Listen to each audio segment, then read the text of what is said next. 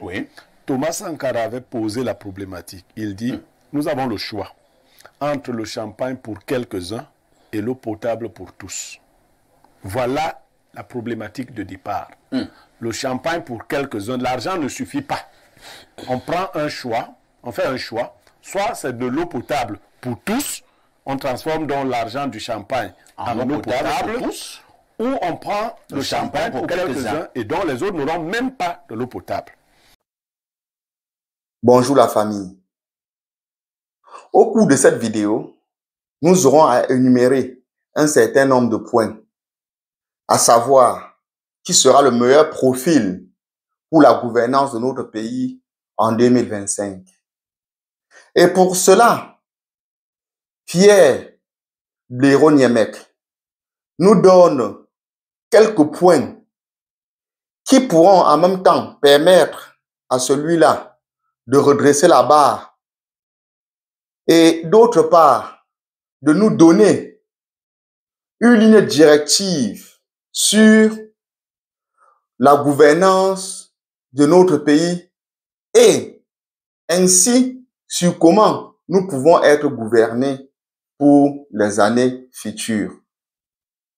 Je vous laisse écouter la vidéo et à la fin, comme vous le savez, je vous ferai ma petite synthèse.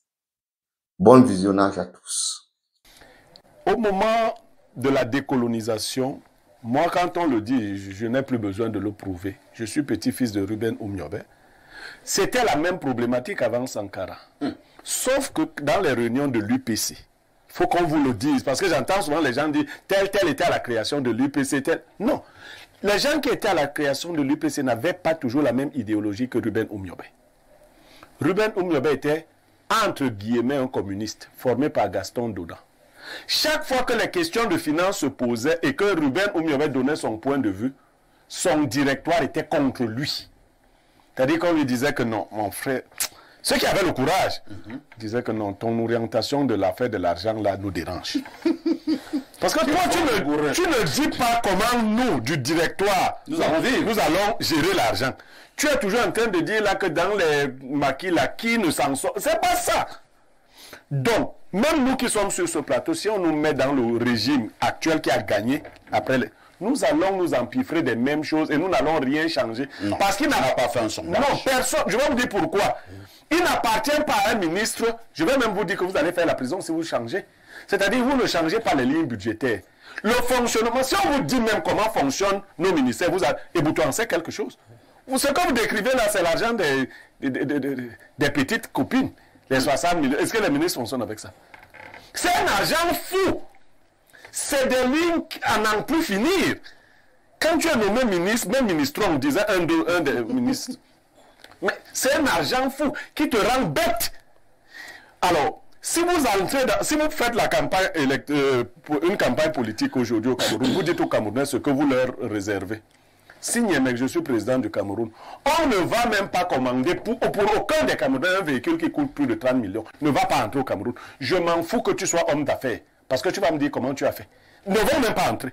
Les Camerounais d'aujourd'hui roulent sur les routes d'hier avec les voitures de demain. Absolument. C'est bien dit. Il faut que les voitures ressemblent aux routes. Tu ne peux pas rouler avec les voitures de 200 millions sur les routes faites à cimenter. J'ai vu, quelqu'un m'a interpellé, on est en train de cimenter les routes au niveau de Ouarda. Cimenter, avec le gravier, on est en train de cimenter. Tu pars maintenant, tu trouves, on est en train de cimenter. On met le gravier plus le ciment et là, on a à Ouarda. J'étais en engrais Bokolo. On est en train de cimenter. Nous, on croyait que c'était la béton. Dit avant, on est en train de bétonner les routes, cimenter les routes. Alors, aucun ministre n'entrerait dans cette affaire-là parce que quand vous entrez dans le budget d'un ministère, le fonctionnement là, ici est costaud. Est tellement costaud. Vous voulez que les ministres en fassent quoi? Ils sont obligés de créer les missions et tout. Et les fonctionnaires, il est bien d'être fonctionnaire, surtout de travailler au ministère au Cameroun. Tout le monde s'empifre. Si vous entrez dans un ministère, vous trouvez les gens avec les papiers, ils parlent de quoi? On est en train de remplir les fiches de mission. Les fiches. Voilà l'orientation que nous avons donnée à notre État. Ça plaît à quelques-uns. Bon. S'il faut changer, ce n'est pas un homme qu'il faut changer. C'est un mindset total qu'il faut changer. Personne ne viendra plus au village avec une voiture de 100 millions parce que les voitures de 100 millions existeront dans les peuples qui sont capables de produire les voitures de 100 millions. Au Cameroun, personne ne doit avoir une voiture de plus de 30 millions, même pas le chef de l'État. Mais qui va te comprendre ça? On doit rouler dans le chef de l'État doit avoir, bon, une A26 tête de cochon. Oui, blindé, tout simplement. Et le reste, on est là, les vélos. Blindé, tu es sérieux? Je suis très sérieux. Les ministres doivent avoir les motos et tout. Normalement, nous autres, les vélos, parce que nous sommes à ce niveau de sous-développement. Et ça va nous permettre de ne pas avoir les ventres, d'être en santé. Et nous devons construire le pays. Très bien. Si tu dis ça, on va dire, allez, tuez-le. Or, c'est la voie que nous devons emprunter. Nous sommes en train de manger notre semence pendant que les autres mangent leur récolte.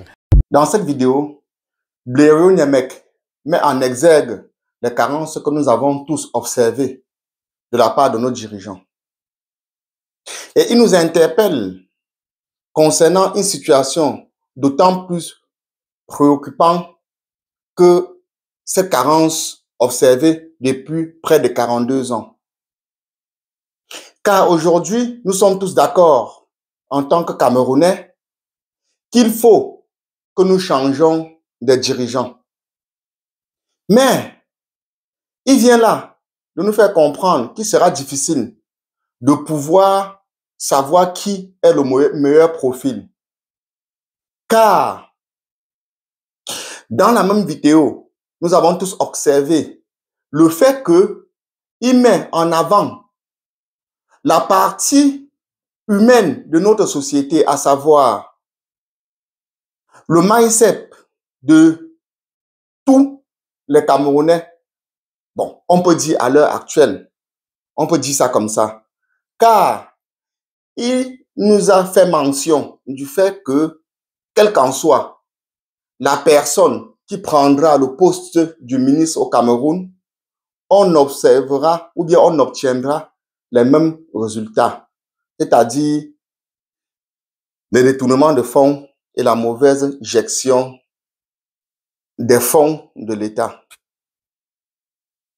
Et alors, la question est de savoir qui pourra donc être celui-là qui non seulement prendra la tête du pouvoir, mais sera capable de changer toute cette dynamique, à savoir ce mindset, et impulser une nouvelle dynamique à notre pays.